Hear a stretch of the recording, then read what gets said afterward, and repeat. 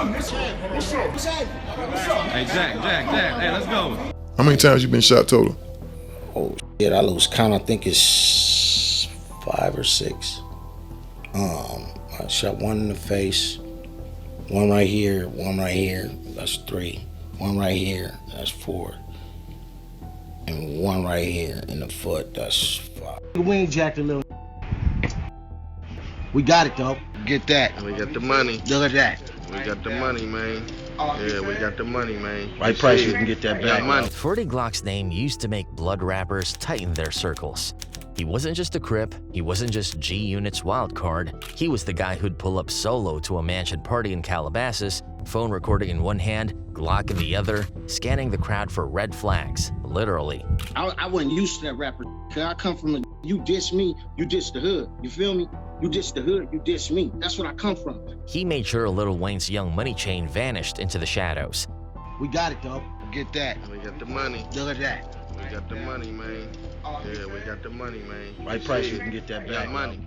Even Wack 100 had to toe the line, choosing his words carefully when 40 Glocc's name came up in live recordings. Hey man, word on the street, Wack got knocked out last night. As for the game, 1 minute he's pounding 40 Glocc in a hidden driveway, the world laughing at the one-sided footage. I'm talking about 17, 18 run behind me. I see at least 3. I see already 3 to 4 burners. You feel me? I'm digging. Freeze! I'm like, freeze? I'm like, you better not shoot that gun.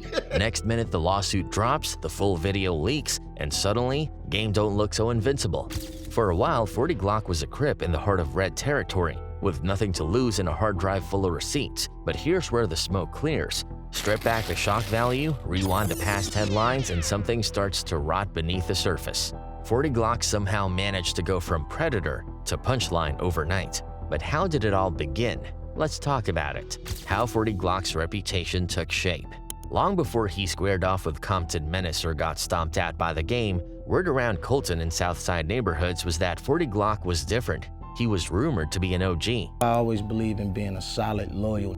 That's what I come from. Just like, I'm all the way, you gonna always. A street-certified heavyweight with direct lines to some of the Inland Empire's most notorious Crip sets. Colton City Crips, Garden Block, maybe even ties beyond the 909. Nobody could pin it exactly, but one thing was clear. 40 Glocc didn't need to name-drop gangs in his verses. The streets were already doing it for him. He became a part of G-Unit in 2006. 50 Cent's crew was still a movement at the time, and when Mobb Depp bought 40 into the fold through their infamous imprint, the streets took notice. He was supposed to be the face of G-Unit West, a volatile counterpunch to the industry's polished stars. There's really nothing that we could argue, but that's between us, you feel me? But the glitz didn't quite fit. He rolled with Spider Loc, jumped on tour buses, stomped through cities with Yayo and Buck, but the major label machine didn't know what to do with a man like 40. He wasn't a studio thug, he was still stomping out G-Unit shirts on site, still catching cases while others posed for album covers. I knew 40 Glocc, not knew him, but he used to hang with Spider Loc, if you can remember him. Yeah. Spider Loc was in G-Unit for, a short time. And then you and Spider Loc cool? This wasn't an act, it was his life. But there's a difference between being feared and being infamous, and in 2008, 40 Glocc crossed that line. The details were murky, just the way urban legends like it. In January 2008, 40 Glocc was arrested in San Bernardino County after allegedly opening fire on police officers. Shootout with them, all kind of shit. They was locking me up left and right. Then they working with all the other agencies in every city in LA and everything. They just on my ass. It started like so many of his days back then, hot, hostile, and heavy with paranoia. He was moving through San Bernardino, strapped as always. By now, every badge in the city knew his name, but this day, it snapped different. He turned a corner and all hell opened up. Pop, pop, pop. The sheriff claimed 40 Glocc shot first, claimed they found a shell scattered around the block, his weapon tucked inside a nearby house. 40 said nothing, just ran. A high-speed pursuit ended with helicopters overhead. No officers were hit, but the message was loud and clear. This wasn't music video tough talk. This was war. I got shot. Took me to the county. I was in a wheelchair. Sat that motherfucker for a while to get me like $1 million something bail. After a while, they end up dropping it and let me go. And just like that, 40 Glocc's reputation took on a new weight. The arrest was the kind of headline that makes you a target and a legend at the same time. Behind closed doors, federal agents were suddenly giving him a second look. The man had G-Unit ties, a rap sheet, a label budget. Now he had a shootout with law enforcement under his belt. That was national threat territory. The FBI started paying attention. Task forces put his name on whiteboards. The only reason you getting out there is because that lied on his report. He said you shot at him. That's why he shot you. You emptied all your shells around that corner. And when you bent that corner, he started firing on you. For some rappers, that kind of heat would have meant laying low, staying out of the crosshairs. But 40 Glocc leaned into it. He started posting up heavier at West Coast functions. One wrong joke in a green room and you might end up in an Instagram video getting your chain yanked and tossed like confetti. His demeanor was steady, but his energy screamed, "Don't test me." Word began spreading like wildfire across the West Coast rap circuit. 40 Glocc wasn't the kind of dude you wanted problems with, especially if you wore red. Blood-affiliated rappers started watching their tone. It wasn't paranoia, it was survival instinct, because Glocc didn't just diss enemies in songs, he confronted them in real time. A line from your latest track could land you in a parking lot brawl by sundown. This was a man who'd been in and out of the trenches for years. Jail time didn't scare him, police shootouts didn't shake him, and rival gangs, they weren't just competition, they were marks. He clashed hard with Fruittown Pyru affiliates, especially Compton Menace. That beef wasn't lyrical, it was physical. In May 2011, they got into it backstage at a West Coast event. To the west, clap Pete, put your legs in your chest. Wear flowers in your mom's in that black dress. 50 cal, that's deagle. Yellow tape and a shot up, Buick Regal. Chains got snatched, fists flew, Bloods and Crips collided, old school. So I'm giving the 20 racks. Hop in the ring, whatever you want to do. But I just want to beat this up one time. It's cool though, fuck with a nigga, man. We real Compton niggas out here. You don't want to know what a nigga about, man. Neither man backed down publicly, but 40 Glocc's narrative remained the same. They jumped me, but I fought. I stood. That was his mantra. You can outnumber me, but you can't punk me. Menace and Glocc traded diss tracks like grenades after that. No, I don't know what you done heard about me, but you better go and ask the streets. It's full throttle when I'm turned up. 40's Instagram lit up with mocking collages. He claimed to have taken Menace's chain, posted the footage, and dared anyone to say something. It wasn't about bars anymore, it was about dominance. Rappers from opposing camps started ducking interviews, or at least avoiding his name. Some blood-affiliated MCs began skipping certain venues. Others removed subs from verses, hoping Glocc wouldn't catch on. He had become more than a rapper. He was a presence, a consequence. The man who didn't flinch in the face of viral humiliation because he knew violence, not views, was the real scoreboard out here. And whether the feds liked it or not, whether his enemies admitted it or not, his name was carved into the streets of Southern California with blood and brass. Targeting Lil Wayne and Birdman's circle. The infamous Lil Wayne's Young Money chain snatching era further shifted the power dynamics. Nobody ever confirmed if 40 Glocc himself yanked the chains from Lil Wayne or Birdman's crew. He didn't need to. The whispers did more damage than proof ever could. The image alone, 40 or one of his wolves gripping a Young Money pendant, spread through the West like wildfire, untraceable but undeniable. And for a brand so carefully curated by Birdman and so extravagantly worn by Wayne, that kind of imagery was lethal. This wasn't just jewelry, it was branding, identity, respect, and for a second all of it was gone, ripped off quite literally from the necks of men who had built empires out of invincibility. And shockingly, nobody saw a clapback, no lyrical retaliation, just silence. People started to notice, how could you not? Wayne, whose tattoos screamed gang affiliation louder than his ad-libs, suddenly seemed quieter about the Crips. Birdman, whose Godfather persona once loomed over Southern rap, kept his eyes low. Even in interviews, they danced around topics like they didn't want to trigger something. Now, 40 Glocc didn't just make this about him and Wayne. He dug deeper. He dragged in Mac Minister, a name feared in the shadows of the Bay and locked up on murder charges tied to Mac Dre's death. Minister, who once lived with 40, told him that he saw Birdman and Wayne kiss, full mouth, tongue involved. Like 40, I always see this nigga be kissing him in the mouth. I was like, what you mean, like kissing, pecking on lip? He like, no. He stick his tongue in his throat. He's like, yo, man, you crazy. It wasn't just locker room talk. It was a wound he ripped open publicly. And when 40 told the world, he told it with confidence, like he wasn't expecting denial. That alone told you what circles believed it. What's worse, Wayne and Birdman didn't say a damn thing. Imagine being a rapper, repping blood, wearing red flags, and then watching your leaders get dragged like that. And do nothing, no fades, no threats, not even a bar. Street dudes started looking at that like a white flag in disguise. If 40 Glocc had really pressed them as he claimed, and they walked away, that meant something. It meant there were lines they wouldn't cross, confrontations they'd avoid, and that made other rappers rethink their proximity to danger. Because 40 wasn't just punking them, he was making an example. Come on, crack the window. What's up with that blood shit, Loc? What's up, cuz? Yeah.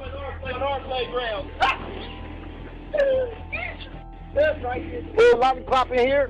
Showing the world that the gangs some rappers shouted out were entertainment deep, that some of them only banged when the cameras rolled, and the street doesn't forget that. By the time it came full circle, the myth had outgrown the man. Whether 40 Glocc actually took those chains or not didn't matter. What mattered was that Wayne and Birdman got touched, publicly, and nobody did anything about it, not even them. But that wasn't the last time 40 Glocc humiliated blood rappers. Wack 100's public disrespect. Wack 100 was an entirely different chapter. A sharp-tongued street executive who'd carved out his image as a no-nonsense blood affiliate from Piru turf. Wack didn't flinch when it came to stepping into Compton's volatile chessboard of respect, reputation, and retaliation. But when 40 Glock's name came up, the usual dynamic started to bend. See, Compton's gangland isn't about the colors alone, it's about who vouches for you when you're not in the room. It's about who'll stake their name on your war stories. And in that political maze, 40 Glocc was a wild card. A Crip, yes, but one who didn't seem too committed to the age-old rules of the Bloods versus Crips rivalry. In his world, the hood politics were secondary to personal reputation. Respect wasn't inherited, it was enforced. That made him dangerous in a way people didn't always expect. Wack 100, though, never played the quiet type. He mocked 40 publicly, openly, and relentlessly. But 40 wasn't laughing. In fact, in a fiery stream of venom, he barked out a challenge that echoed across street blogs and YouTube thumbnails like a siren. Come get these hands. I would give him, he has an open invitation to these hands. You can get these hands all day, you feel me? You got a full open invitation to these hands, Brody. Not in secret, not in the back streets, he called him out legally, on camera. Careful to say everything by the book, but with the tone of a man ready to fight under any lights, anywhere, anytime. He didn't just question Wack's credentials, he ripped at the very core of his street image. He painted Wack as a manipulator, not a warrior, but a performer. Look, bruh, this is not who he say he is, bruh. This tuck his tail, he gonna run. A man who knew how to stage a meltdown just in time to get security called, avoiding the fate he just talked himself into. He compared him to inmates who didn't press the panic button outright, but yelled threats loud enough to get removed from the yard before fists could fly. Strategic, 40 called it, not strong. Just good at ducking smoke with theatrics. He don't want to press the panic button, so he has a different way of pressing the panic button. He gonna stand on top of the table and be like, I'll kill all you niggas right now. Let's go, nigga. You know what I'm saying? Instead of going back here and locking up, you feel me? Or locking up right there, he gonna make a scene so it can be stopped. And that was the deeper insult. 40 wasn't accusing Wack of being soft. He was accusing him of being fraudulent, a Crip calling a blood a fraud on gang terms. But this was in the early 2000s anymore, and 40 Glocc, once the grim reaper of rap beefs, was becoming a target of ridicule. Not from civilians, from rivals, from bloods who didn't just want to avoid him, they wanted to clown him.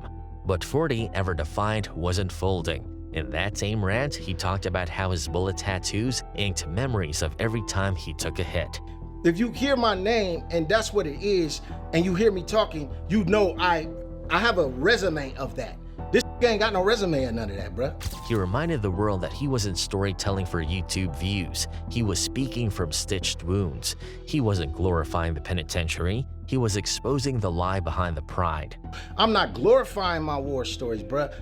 I could tell you about them because they really happened. You feel what I'm saying? And by them really happening, when you can see they really happened, it's like it's a big, huge difference. "You sharing draws in there," he snapped, peeling back the sanitized myth of prison stripes. "Ain't nothing hard about that." But Wack wasn't the only one laughing at him. The streets started whispering. Maybe 40 was stuck in a past that had moved on. Maybe his resume was starting to gather dust. The shift was subtle, then sharp. Rappers weren't scared anymore. Some still steered clear, but others? They started to swing back, started clowning, started filming. That aura 40 once carried like a badge was flickering. Not erased, but definitely challenged. He went from a Crip that made bloods tremble to a man surrounded by smirks, side-eyes, and subtweets. From fear to humiliation. And when 40 and the Game's fighting footage hit the internet, the ridicule got even worse. There was the Game, shirtless, towering, snarling, pummeling 40 Glocc like he'd just run into a lifelong enemy on sight. Look at him, 40 Glocc. Look at 40 Glocc, y'all. Check him out. And there was 40, backpedaling, arms flailing, ducking every blow as if trying to outrun the fists and the cameras all at once. The street, that sacred battleground where respect is earned and lost, had just broadcast 40 Glock's worst day to the world in high definition. Let it go. No. And it could be another one, boy. This wasn't just a fight, it was a public humiliation. 40 would later try to rewrite the narrative. He claimed he was outnumbered, claimed there were burners drawn on him, claimed he had just made bail and wasn't even supposed to be there. He said he only ran because someone cocked a gun and threatened to shoot him if he didn't freeze. He said they chased him down the hills like it was a scene from a bad action movie. And maybe parts of that were true. Maybe there were guns in the shadows. Maybe it was 18 dudes circling him like hyenas. But none of that changed the fact that what the world saw was raw and unforgettable. 40 Glocc, once the Crip menace of Colton, reduced to a man sprinting downhill like a cartoon villain slipping on oil. I was more shocked the chased me down with the pistol and didn't squeeze. I'm like, don't do this. He tried to speak, but the footage screamed louder. And so, desperate to claw something back, he did the unthinkable. He sued the Game for assault and battery, something unheard of in a culture where real ones handle their business in silence or with retaliation, not with court dates and settlements. Even the Game couldn't believe it. "Biggest surprise of my life," he said. "You don't expect rappers to call the cops, not ones like him." Rappers are not supposed to snitch or call the police, or, it is what it is. Like, this is rap, man. But he did that. Suddenly, everything about 40 Glock's past looked performative, manufactured, hollow. The papers were filed, and with them, his street past got shredded. No matter how many times he said it was about principle, no matter how often he tried to justify it by saying he was standing up for himself through the system, it didn't land. Because in the eyes of the streets, once you call a lawyer on a fade, even a dirty one, you ain't solid anymore. You're paperwork, you're a punchline. And that's exactly what 40 Glocc became. I was able to expose him so that, the type of shit he does doesn't happen, in the future He was once the guy who'd walk into a club and have the hardest rapper looking over his shoulder. Now they quoted that viral video like scripture. Rappers who once avoided him mocked him in interviews. Meme pages recycled the footage with circus music. Clips of him yelling, "I'm not gonna hit y'all, just get the gun from this dumbass," played on loop. And the more he tried to explain it, the worse it got. Because explanations don't erase images. Even in interviews, you could hear the fatigue in his voice. The defiance was still there. He'd say, "I ain't no punk, I was outnumbered. I did what I had to do." You looked at that? Come on, bruh. Sat here and been shot by the police for shooting at the police. Real life shootouts at the police. You think I'm gonna let these little weenie, bruh, these niggas got baby hands, bruh. I felt like I got packed out by a gang of women. But it didn't carry weight anymore. The myth had collapsed. The guy who used to hunt became the one who got hunted and documented. Still, 40 didn't lay low. He couldn't, or maybe he just wouldn't. Instead of vanishing, he doubled down. Weird music videos surfaced, low budget, overacted, and dripping with bizarre energy. He rapped in front of graffiti-covered walls like it was still 2005, clutching guns in ways that looked more like cosplay than menace. His bars were angry, but hollow. The streets weren't listening, the industry wasn't calling. So he turned to what was left, the internet. He became a constant presence on Instagram, Twitter, YouTube, beefing with nobodies, baiting former allies, name-dropping just to get a reaction. And when that didn't work, he pivoted to even darker tactics. Allegations started circulating, people whispering that 40 was working with law enforcement, that he was setting people up. That, behind the trolling and skits, he was cooperating, maybe even wired. No one ever proved it, but it didn't need proof. The streets don't wait for trial transcripts. In the gang world, smoke is fire, and once the whispers started, the distancing began. Crips who once threw up sets beside him stopped saying his name. G-Unit had already cast him off years earlier, but this was worse. Even Bloods who once flinched at his name were now laughing at him. The balance had shifted, the hunter had become a joke, and what's worse, he knew it. That's the tragedy in 40 Glocc's fall. It's not just that he lost clout, it's that he tried to keep it alive and every move only buried him deeper. When he tried to act tough again, it looked desperate. When he tried to get serious, it looked fake. When he posted throwbacks of the old days, it just reminded people of how far he'd fallen. People didn't fear 40 Glocc anymore. They pitied him or ignored him or used him as an example of what not to be. He had become the cautionary tale in a world that worships survival, perception, and silence. In the era of clout chasing, he became the blueprint for a crash out. Someone who couldn't adapt, couldn't recover, and couldn't shut up. It was never supposed to end like this, not for someone like 40 Glocc, not for someone who once had LA gang politics behind him, who rubbed shoulders with 50 Cent, who walked into rooms and made people whisper. But respect in that world is rented, and 40, he missed a payment, then another, then tried to rob the bank, and now he's bankrupt. Because no matter what he does now, one scene replays louder than anything else. The sprinting, the tripping, the fists, the phone, the lawsuit. That's the loop he's stuck in. That's the legacy he can't escape. From predator to pariah, and nobody's throwing him a lifeline.